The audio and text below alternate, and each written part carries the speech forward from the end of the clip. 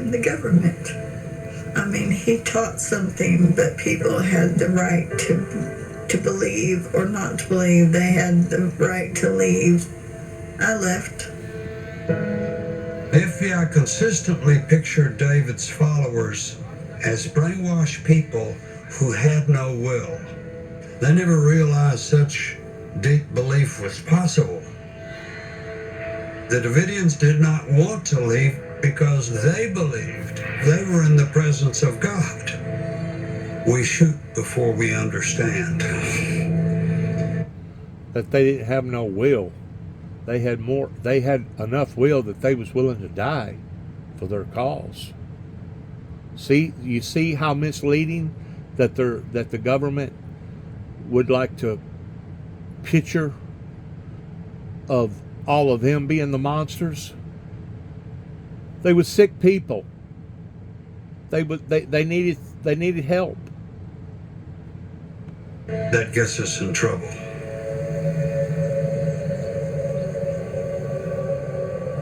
The medical examiner and his staff have confirmed the identity of MC Doe 18 as that of David Koresh. Preliminary autopsy indicate Mr. Koresh received a single gunshot wound to the front portion of the head. The disc survived, and it was turned over to me and to Phil Arnold. It's pretty different from anything you would expect. It has a certain romantic quality to it. It definitely is a work of substance. There are those who say David Koresh could have just let his people out. They didn't have to die. To wonder why he didn't lead them out is similar to saying, why didn't Jesus just deny his mission? He didn't have to be crucified, did he?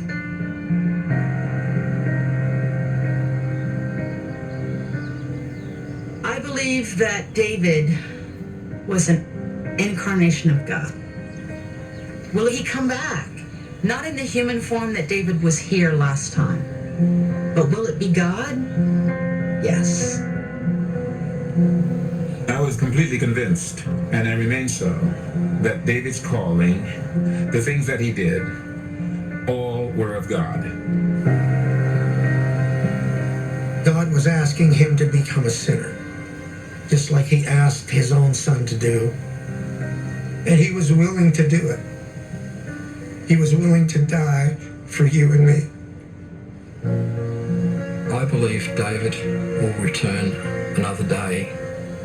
I expect that he will be resurrected in my lifetime. There's more to this story yet to come. You know, it's really wild, all these accusations and stuff. Sounds like they did 2,000 years ago, you know, about Christ. What if I'm the Messiah? Just what if I was?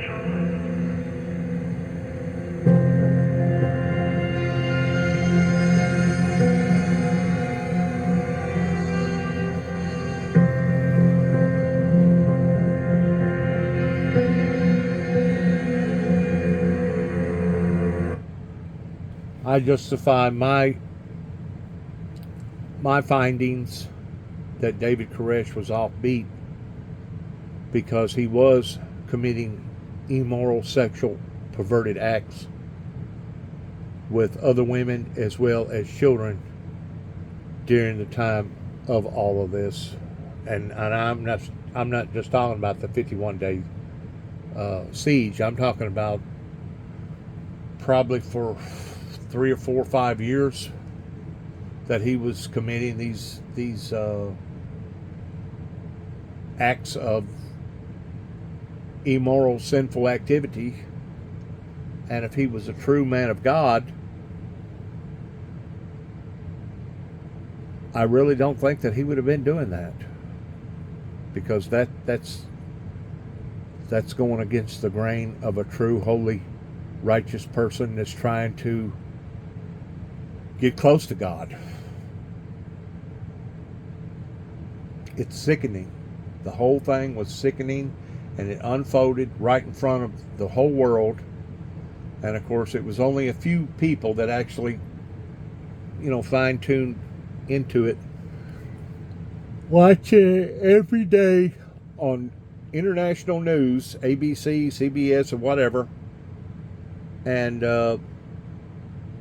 within that time period of that 51 days, it was building in the shop that I was at, and there towards the last, whenever this occurred, I was actually being attacked by various employees that said that they was having fun with me, but in reality, they wasn't just having fun with me, they was actually endangering my life working for Jerry Smith's body shop at the time in Milan, Tennessee.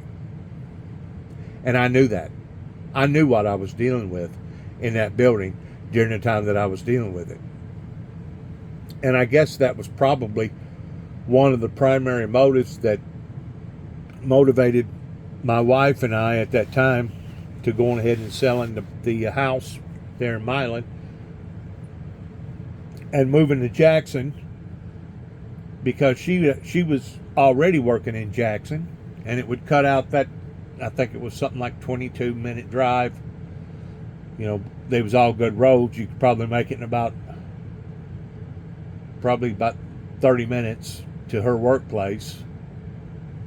But still, I mean, that was an inconvenience. But what motivated us to selling, I think, was what went on in 93, because in 94, we sold our property and we moved to Jackson. I knew what I was dealing with in Jerry Smith's body shop. Good luck to all of us. Shalom.